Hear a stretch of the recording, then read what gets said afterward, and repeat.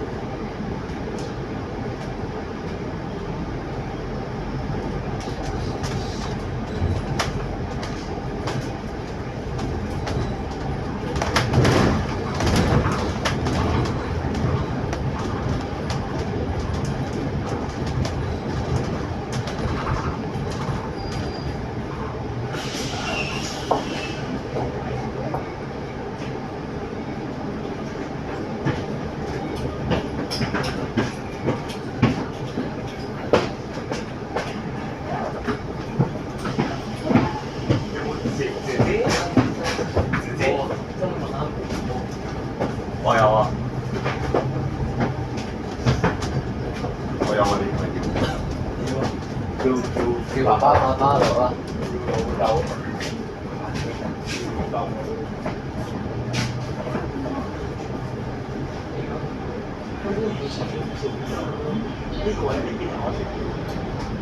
係啊，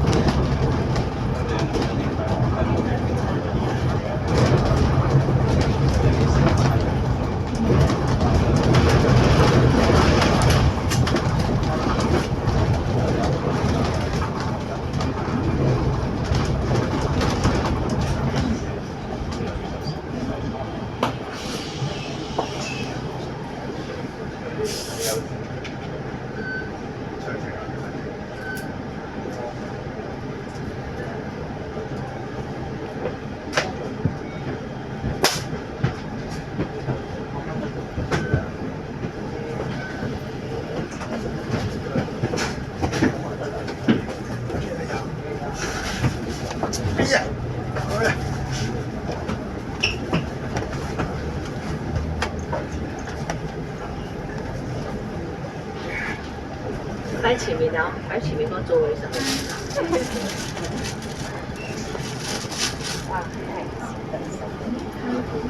老細都好慈悲嘅，係啊，因為老人家老細睇睇出嚟嗬。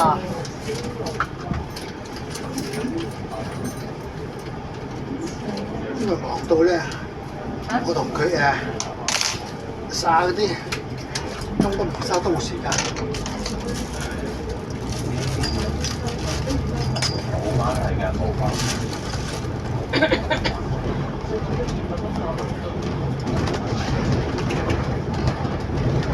哇！忙完呢個3段4段就差唔多都係1日啦，嗬。係啊。因為啱電視都要搞一日㗎啦。係啊。朝頭早唔早啊？我想去得早啊，如果唔係嘅都翻唔到嚟學。佢哋一般都係呢個時間。星期六休息，星期六冇得休息。嚇？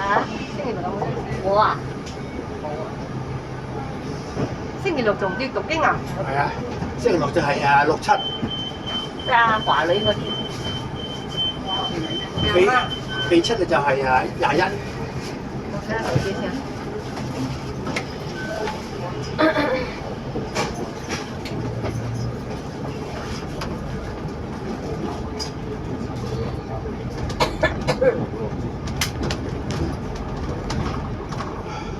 星期六14號喎，師傅14號喎，星期六喎。係啊，14同埋21。哦，然後啱啱夏至喎。係啊，就係未出啦。就係尾七啦，係咪？仲有2個禮拜。係。幾點鐘啊？都係11點半喺蓮花食飯。喺大埔食飯食飯。食完飯翻嚟。食飯就去我度讀經。哦。幾點鐘開經啊？點零鐘啦。只可以去喎。我可以去，但係我睇下幾點鐘去㗎。點零鐘啦。如果冇咩大事，應該都可以去嘅。最後啦，21係嘛？係。哦。完成啦，今日。係啦。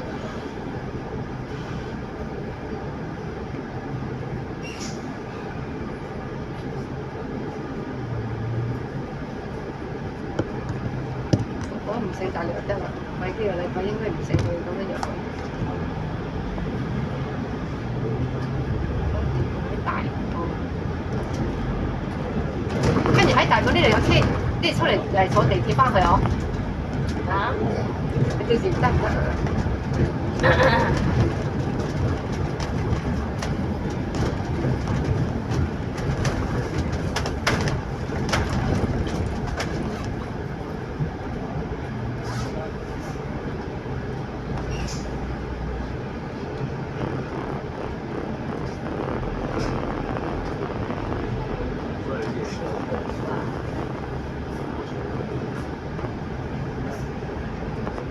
而家最實際就係學門呢啲食埋好算好㗎啦。嚇？學門嗰啲算實惠㗎啦，因為佢雖然實際幾細惠啲，其實都好貴㗎。如果係大自然，使咁多錢啊？除咗1000。大自然都可能要喎，師傅。1000幾啊？師傅啊，大自然啊，大自然都要啊。都差唔多啦。係啊，我覺得差唔多啫。哦。嗰啲水準差唔多啊。係啦，都要加衣啊，係嘛？係啊，係啊。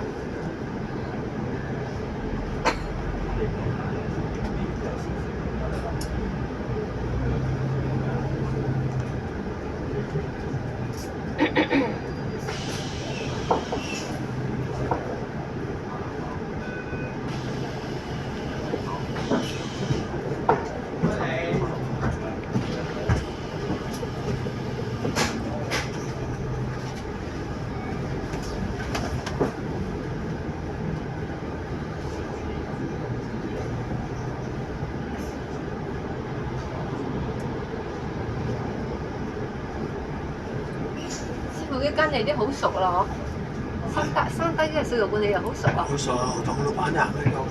嚇？同個老闆都好熟噶啦。哦。幾廿年啦。哦，就講緊呢個。啊？呢個係咪老闆啊？同你講嘅呢個。係啊。老闆喺嗰度咩？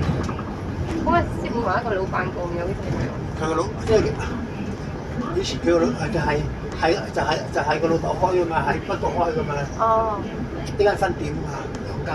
哦，都唔錯。所以開素食店嘅老闆啲家族個個都好嗬。頭出嚟都係啲好嘅子孫嚟嘅。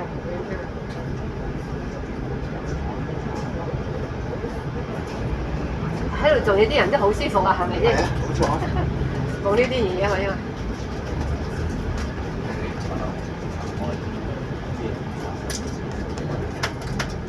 今日都幾細啦嚇，咪生意都好細啦。我哋之前去嗰陣時都大把會嘅。以前啊。上次我爹哋媽咪喺邊度食過一次。喺呢度食過。係啊，即係有得閒嘅先放喺度。佢俾你哋唔係，我哋放喺呢度㗎啦。一個包俾。放喺呢度㗎啦，放咗入去呢度㗎啦，一齊啊！啊？邊度啊？放翻喺你呢度一齊啊！呢度100咩？睇唔睇？我冇睇過，唔使啦，你放喺呢度，你中意哇！真係100喎。啊！係啊，咁大好似20蚊啫喎。有冇可能啊？一般都100蚊㗎啫。哇！咁多啊，師傅啊真係。呢個俾你哋，俾你係嘛？通常都20蚊，哦，佢100。呢個老細真係大方，即係有米咯。大方啦嗬。佢係好慈悲嘅，睇佢樣都好慈悲。大悲啊！佢都係弟子嚟嘅，佢真係個弟弟啊？哦，唔怪得啦。因為佢係讀定經嘅。真係啊！哎呀，難怪啦，佢好慈祥啊，但係個樣好慈祥啊。之前嗰啲都全部10蚊20蚊嗰啲嘅。係咩？係啊。唔緊要啦，希望佢哋大家發心啦，希望佢哋明白。廿蚊最多啊！佢呢個最多㗎。之前我哋同師傅一齊出去，都係可能你佛家人堂啦，佢明白，跟住宇宙法則、宇宙真相。係啊。跟住因果，佢就唔會。你睇佢啲睇錢就睇得好淡係啊！睇住佢老婆都幾好啦，算下死咗幫佢整得搞得幾好啊！嗬。好好睇睇要咁樣。係咯，跟住做土葬啊！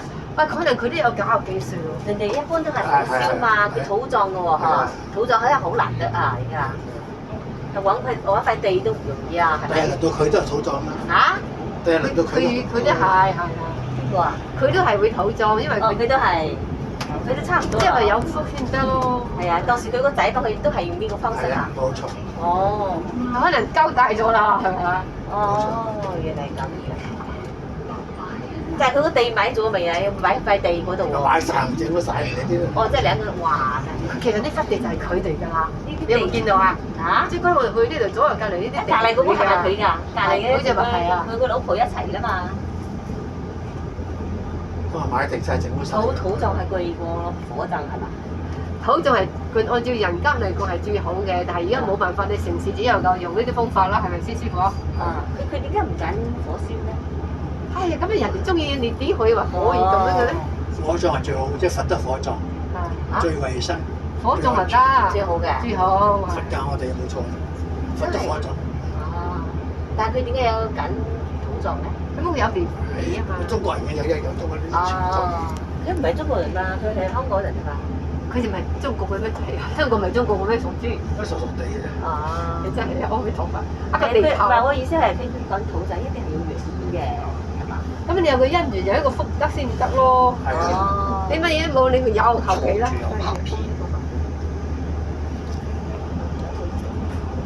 師傅只好你揀咩啊？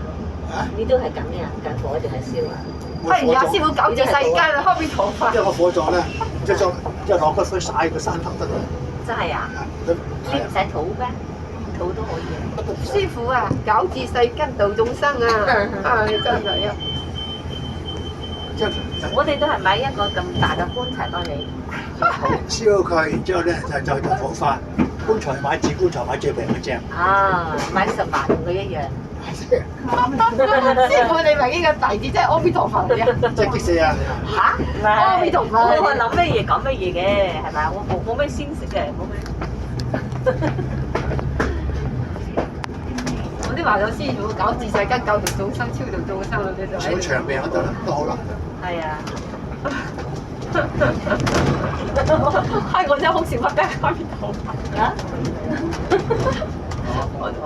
我真係俾你搞到我好少乜得。即係嗰啲無動於衷嘅。唔係，我個腦係簡單啊，未諗咁多嘢，一諗咩嘢就講出嚟。好簡單嘅啫，我哋好簡單。係咯。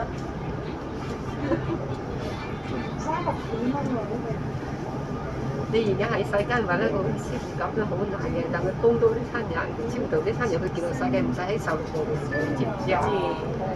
肯定問你要做咩嘅。但係佢做身都需要搞㗎，身。到時佢會知㗎啦，如支持節㗎嘛，佢會自己交代㗎嘛，係。佢要同我哋交代清楚，佢唔會講呢啲嘢，都要幫佢搞㗎嘛。唔使諗呢啲嘅，到時自然㗎啦。自然啊！唔使諗㗎。你就阿彌陀佛得啦，你年都嚟佛師傅好師傅㗎啦。你自己多念佛啦。你多啲念佛後你就好啦，知唔知啊？你好，我又好，大家都好。你唔念佛咧，師傅擔心你。你念佛之後，啲醫生就電揾唔到你，佢幫唔到你手啊嘛。你唔念佛，佢咪揾到你咯？你念佛就佢揾唔到你啦。咁樣你咪自在就安樂好多啦。到時你成佛先去幫助啲傷殘嘅眾生，但我哋嚟得到咁樣你咪唔使定抗咯，咁樣噶嘛，係嘛？你多啲念佛學，只有佛學先幫到我哋，靠我自己唔夠力能力㗎。好多人喺度糊裏糊塗、顛顛倒倒，就係因為佢哋冇念佛，但啲冤親債主阻住佢做好事咁樣嘅。你想做好事都做唔到㗎，就咁樣嚟嘅。點解師傅點解咁將你人咧？你唔肯念佛，你要每日誦經念佛，你上班唔緊要，有客人嚟，你知唔知道客人走咗未？繼續幫啲堂。咁一啲你實驗諗一下，我哋累生累世咁多世喺呢度。殺害嘅食嘅咁多眾生嘅無明，佢係同我哋一體㗎嘛。咁樣你唔去念佛，佢咪引你嘅身體咪更加難超到佢咯。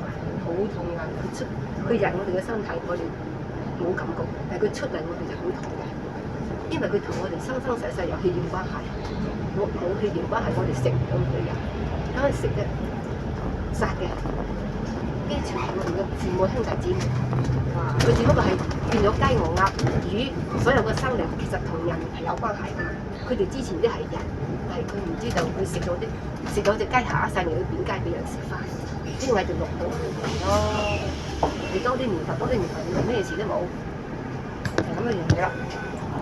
佛係教導我哋啊，等我哋唔使受苦啊，我咁嘅原理。你以為佛好得閒啊？佢只不過見到我哋可憐我哋啊，你唔係我哋啊？你覺得係咪啊？師傅係幫人哋超度一樣，你要喺六道裏面受苦，等佢去極樂世界之後，修行佛法，轉翻落嚟幫人哋。咁樣如果你按照而家世間人嚟講，如果我唔學法啦，我早啲瓜柴啦，而且唔係係嘛？咁先喺我軌道啊！你啊，係我嚟。係啊，所以你咁好嘅人邊有？咁樣我之前學法，我係一個壞人啊嘛，亦都唔會壞去邊啊！真係咁又唔我哋有啲習慣咯，話係啊，係唔知道會話傷害人哋，唔會咩？呢個話冇錯，殺雞殺鴨殺豬都係傷害人，佢哋只不過係殺，佢哋只不過係殺咗咁多咩？咁樣你殺啊？係啊，嗰啲嘢都係我以前唔知道我自己殺啊，就係因為咁樣，所以我自己殺，所以我一家人等我病最快啦，我40歲就有病啦，係啊。今日個醫生話去睇醫生，醫生話你冇病喎。今日我話死啦，我成身唔舒服，成身好重。咁你如果唔係佛陀老師教咗我應該都唔喺度。佢咪佛陀阿彌陀佛教咗我。哎呀，邊個會同你講？即係話見你咁樣噼哩啪啦，我先話俾你聽。但你認認真真學嘢啦，唔好喺度諗其他嘢，所有嘢都係假嘅。世間嘅所有嘢都係假嘅。點解？你空空手手嚟，空空手就走。你自己諗下，你嗱嗱揾住錢，你越諗住錢，呢個人越難揾錢。你人人都幫助人哋，利益人哋，多啲讀經，多啲做嘢，你個福報增長，你孝順阿媽阿爸，咁樣啲錢咪跟住嚟咯。但係你唔係喎，你諗住一萬嚟錢，諗住錢，呢個人越諗住錢，個人越窮，因為點啊？到時仲要去貪嗔痴嘛，心毒就去餓鬼度。咁樣我以前點解去咗餓鬼度呢？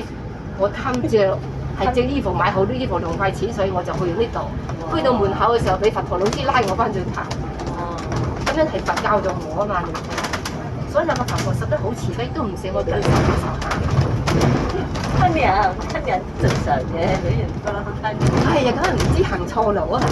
點知道話原來男女隻啲衫唔可以露背露胸頭，一定隻腳啊，隻褲要超過隻膝頭哥。如果唔係，我哋就會俾人哋一種感覺，就會去引誘人哋嘅感覺，呢種毒就刺激到呢啲人呢。咁樣我哋俾人哋唔好，人哋俾我哋唔好。你要記住，我哋所發出呢個能量係好嘅，我哋收好嘅；我哋發出去壞嘅，我哋收壞嘅。所以病呢就係、當你令人哋做善事嘅時候，你個病就冇啦。你多啲放生啊，多啲食素，嗰啲就冇病咯。所以我教你唔好食肉，但係你唔好煮咁多藥俾你個仔食，因為你俾個仔食咗之後，佢讀書啦，各方面都有阻滯嘅。我就凄涼啦，我以前唔知道嘛，我就以為我好愛我啲仔女啊，我煮啲嘢俾佢食。好啦，而家咧我要人哋要幫我超度，母子共業心害眾生啊！你唔幫我超度唔怕計，咁一佢咪你同個仔同個女永遠都唔會好啊！佢唔會聽你話嘅。所以而家世間人好多人都唔知道，點解阿爸阿媽同啲仔女大家都唔和睦相處嘅？大家食呢蒸海嘅嘢，啲眾生嘅肉啊，佢哋係同人一樣一定要。但係我哋食咗佢嘅肉，我哋要還人責。一家人佢唔會俾咗我哋，人哋一樣有父母，一樣係兄弟姊妹。但係我哋食咗佢喎，咁樣佢哋點呀？佢哋過身之後嚟對我哋，但我哋一家人不和睦咯。夫妻離婚啊，仔女唔聽話，都係呢啲嘢。你見一家人食素啊？點會有呢啲嘢真唔好㗎？係咁樣緣起嘛，所以我通常嗌你唔好俾咁多年個仔食嘢，係都唔聽啊！你啲同我甚至同佢講咗，我話你隔離翻嚟自己承諾，因為真係咁樣嘅，係好痛㗎。啊，你睇下我呢個，我一仲驚有啲眾生喺度出嚟，哇！呢條咩啦？呢個穴位我就解脫喎。開始我都唔識㗎，痛唔痛啊？何止痛啊！痛到呢啲汗飆飆咁出㗎。啊！咩事啊？無端端就生出嚟？你一誦經，自成心你誦經先得喎。你唔好話你自成心你都冇諗，就係一部經典裏邊誦，咁一啲眾生感應到你嘅真心，佢就會出嚟。如果唔係，你嘅身體嗰啲全部係啲煙雲嚟嘅，實際好多人唔知道，但係實質就係全部都係煙雲。我哋一塊皮瓜塊骨嘅啫，我哋食幾多肉，呢啲夢靈全部喺我身體裏邊嘅。咁你諗下啲好神咩回事嘞喎？反正我病咗之後，聽經聞法之後，哦，我10年啦。哎呀，冇戒呢啲嘢，但係我知道開始我以前細個咧，我哋初一十五都唔食㗎。係咯，係好好啦。所以呢幾世你遇到咩人係自己招嚟㗎。咁咧我個惡緣，你可以話惡緣，又可以話係善緣，都算好好嘅。學佛之後，反而又覺得我先生嚟。開始我先生成日，我又跟住成日食定初一十五都忘記咗。跟住呢我聽經聞法之後，初一十五係唔可以食肉喎，點解我唔記得咗咧？我爸爸從事之後以前拜觀音菩薩嘅，一家人6兄弟姊妹一齊，我跟佢拜觀音菩薩。咁樣觀音菩薩就好慈悲嘅，當日庇佑我嘅。我自己硬係覺得佢庇佑我有啲法菩薩。跟住呢我話我唔食啦。跟住我手齋10齋仲話咁麻煩，我自己開始都唔食啦。我就咁樣食咗2日都唔食啦。你諗下食半斤埋8兩，跟住我翻鄉我鄉下，我媽話：哇阿女你咁瘦，學咩佛啊？我話阿媽你唔知啦。佢話你唔食肉啫。我話阿媽你食肉，不如我寄嚿肉俾你食啊！你成日食嗰啲食啲親人嘅肉。佢又唔真。我阿媽而家都戒咗好多啦，我就咁樣安。因為你食半斤肉會還8兩，係咁樣原理。食1條你還1條命。所以啲蚊咬你啊！你就話蚊婆薩，你唔好咬我個面，咬啲手唔緊要，要還呢啲欠債欠還㗎，真係咁樣。你俾佢咬咗之後，你以後佢個肌就化咗嚟。我老豆啊，喺我嗰度話周身都嘔晒啊，嘔到佢草就飛起㗎。我媽咪一個都未嘔。你阿媽問我點解喎？你阿媽念法。係咯，我話咧，你問下你自己點解啦？你生咗咁多身，都唔嘔，你有邊個啊？邊度嚟？你講40佬，邊度嚟嘅㗎？我覺得好奇怪，好奇妙啊！40佬叫乜啊？我住咗咁長時間，冇睇啊！所以阿仔冇阿仔係男仔都係咁樣啫嘛。哎呀，你唔知道啊？佢要話啊，啲女仔嘔男仔㗎，唔講女仔㗎。邊個係㗎？係全部一樣。係咯，佢就揾字咁啊！又話我一個你4個人，我以前學佛之後一個喎，去旅遊啊，間屋裏邊有好多蚊啊，我要捉啲蚊攞出嚟邊啊！即係成間呢度住呢間酒店，我要捉啲蚊出嚟啊！做得到啊！有識飛㗎，大佬。我捉我全部捉得去啊！佢飛㗎喎，你點做到啊？我未合我嚟加持啊嘛！啲蚊捉走去，費事我先生收回佢啊！我諗佢都話翻就硬嘅，周圍揾到我佢1支蚊，但係我全身都嘔晒。佢問我點解喎？我點知咧？血滯氣話，你要記住呢樣。係啦，佢話：哎呀，你屋企有啲咩做嘢啊？點解搞到我個周身出嚟嘔成咁樣嘅？我話1支蚊都冇啩，點知啦？我都唔知。反正你有1年，你係唔緊，梗係我條柱爛嚟㗎，所以嗱聲包圍啊！你有呢個緣啊，你嘢都還得到啊！嚇！我話我媽咪次次都掹我嚟都冇嘅，一個口從嚟都未試過口，已經好好啦。點解有口佢咧？已經好好啦。我老豆咧係我呢條柱啊，周身嘔滿晒啊！你咁樣嚇？因為佢食肉啊嘛。係啊，好奇怪喎！點解？啊，淨係嘔佢喎，我媽咪未嘔，我同仔仔都未嘔到。債哇！我哋40樓邊度蚊啊？你妖咗係嗰啲細都唔會嘔人㗎嘛？即係要還債啊！嘔啊！真係啊，痛死喎！還債添啊！係啊，好奇怪，屋企都係。屋企嗰度還債同佢冇仇。佢仲有買嗰啲溫水喺屋企灑嗰啲魚水喎，我俾佢灑啊！我都驚㗎，係咪？嗰啲嘢灑嘢啊嘛，即係最要飯盞都唔俾灑死啊！唔俾佢嘥。興嗰啲嘢，有冇啊？佢問我就喺邊度買啊？我去買啊！我話你買係要我去買，你咪害我，要我灑身。算啦，我唔買啊！我即係你自己都唔俾買啊！一係唔喺嗰度住啊，一係咧。冇辦法，我手都唔要啊！你係咯，全部會買呢啲嘢散㗎嘛，係咪？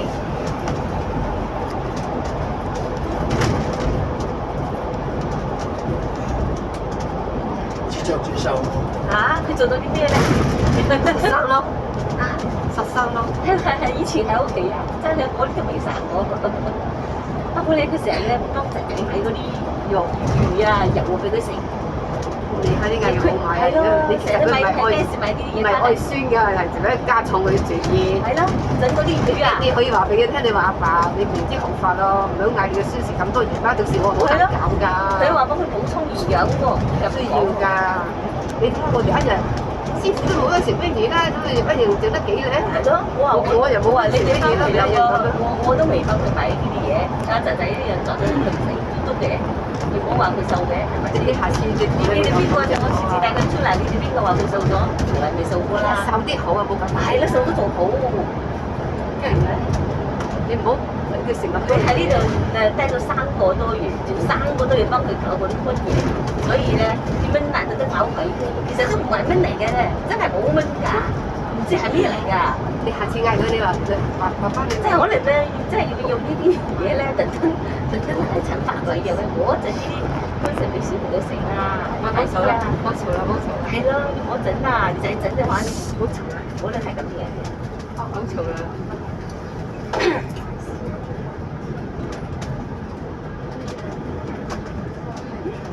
屋企，我又問下佢翻屋企，好嘈啦。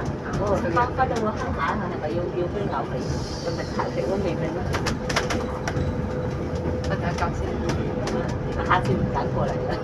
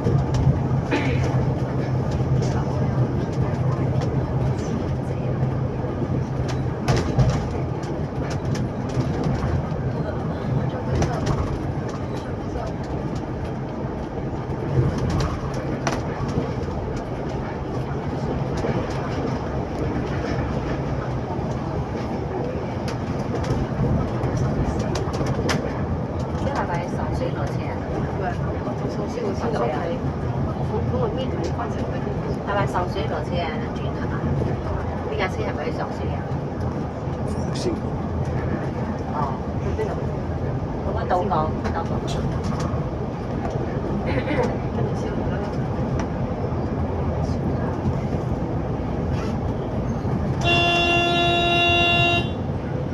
3點幾喎，哇！你哋真係好早瞓，3點幾瞓。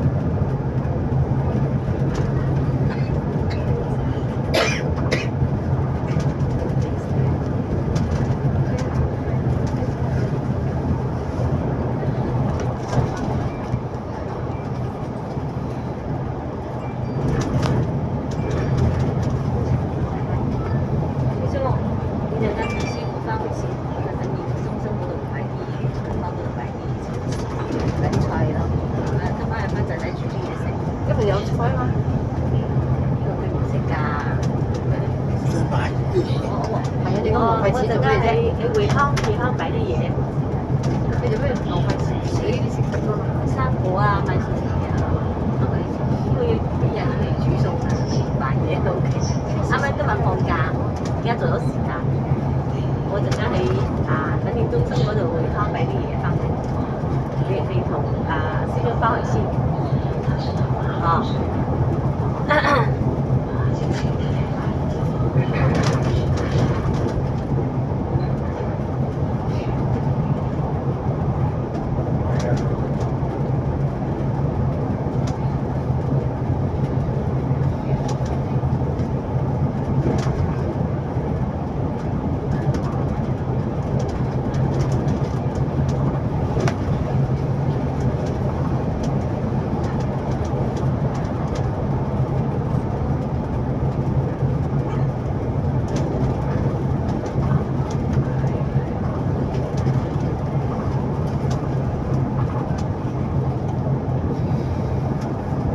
你7月份就翻去鄉下啦，住咗一個月。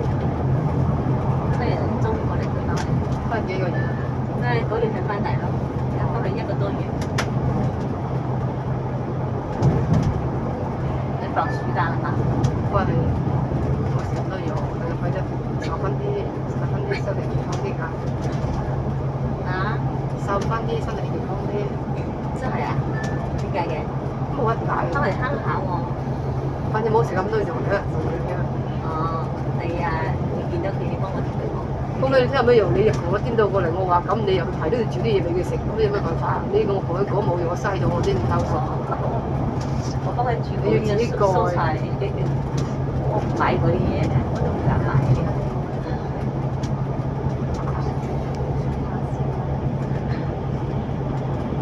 所以有個嘢，你個仔唔好係你整俾佢食，你習慣咗啫嘛。我哋以前唔識㗎，跟住學法就係我老豆啊，中意講呢啲嘢。如果你唔我從來唔整呢啲嘢。如果你唔食，你老豆都唔習自己，你唔會講得咯。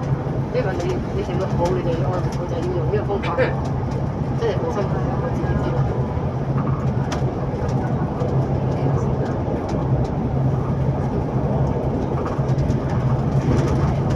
即係佢哋翻得下次咯。啊？問你佢翻得下次。係咯。放暑假啦，先休息2個月喎，喺呢度做咩啊？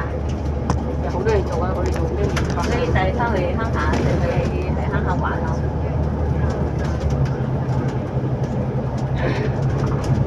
我都有請假。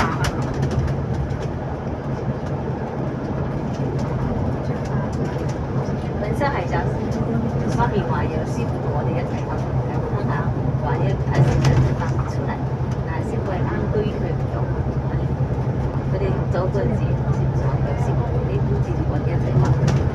媽咪話係你叫你一齊去，我話人哋都唔知得唔得閒喎，真係叫你做一齊去鄉下喎。哦，幾個月都幾個月係唔得閒。係咯，幾都唔得閒啊嘛，係咪？人哋要家庭嚟點解？好似我單身咧，係咪？真係咁長時間。下次啦，以後有機會嘅。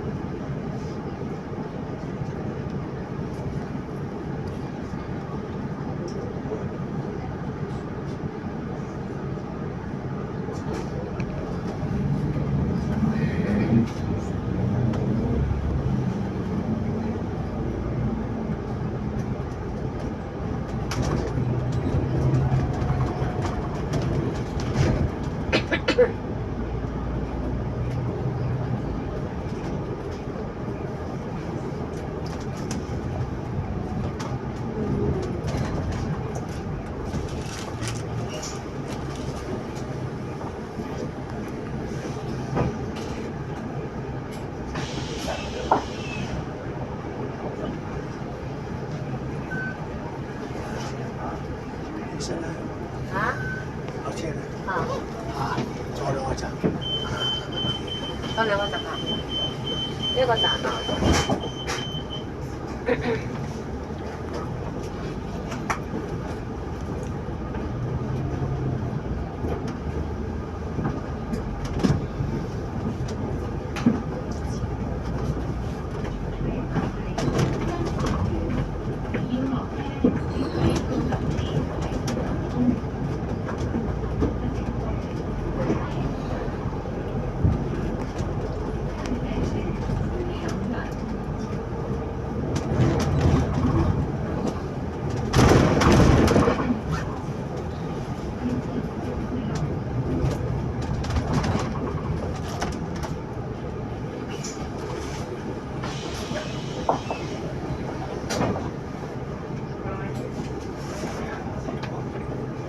去到總站咧就搭小巴，早就咯，呢個就去總就唔使行嗰啲啫嘛，係啊，去總就。呢啲係總站啊！我就喺嗰度落車咯，同麗仙廣場車，因為我去粉嶺啫嘛。我去總就快嘛。呢啲去上水嘛。你邊度啊？我去粉嶺，去個匯康粉買嶺中心。菜喎，有咁多菜喎。粉嶺中心。喺下邊嗰度啊，德百街嗰度。我哋下邊而家貴啊，會吸引㗎。差唔多價，你又貴嘅。平啲㗎，我要睇嘅，平啲嘅。咁啊啦，攞過嚟我呢度。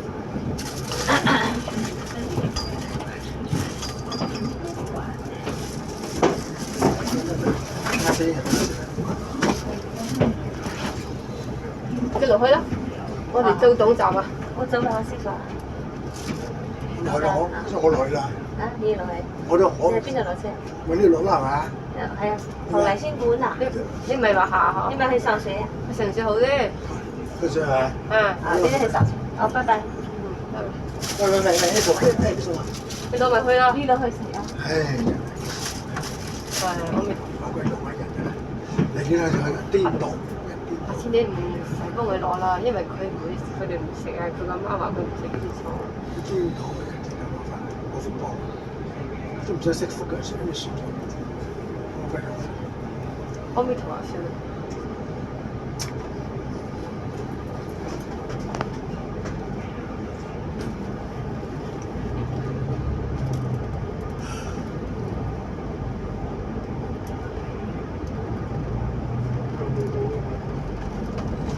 去總站隔離就係總站，就小巴站。打翻嚟。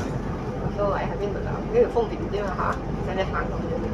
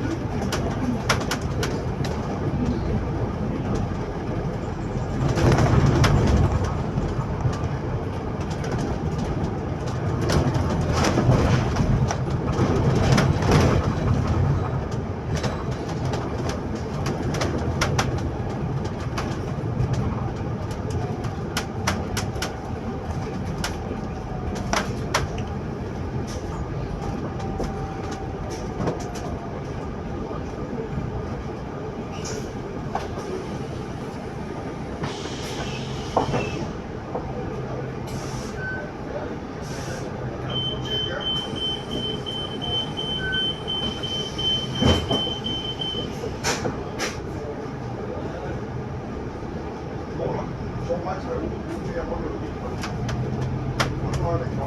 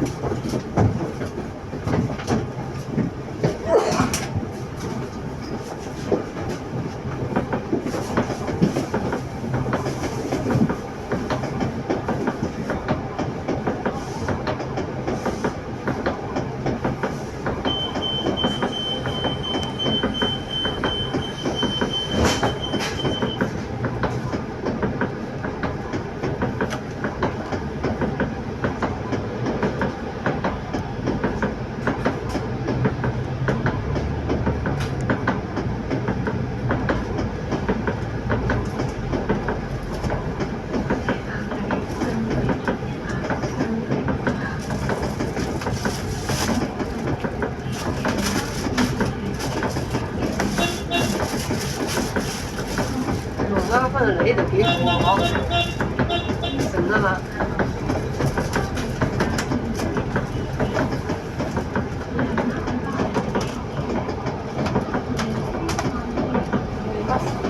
師傅犀利開車，都技術好好啊！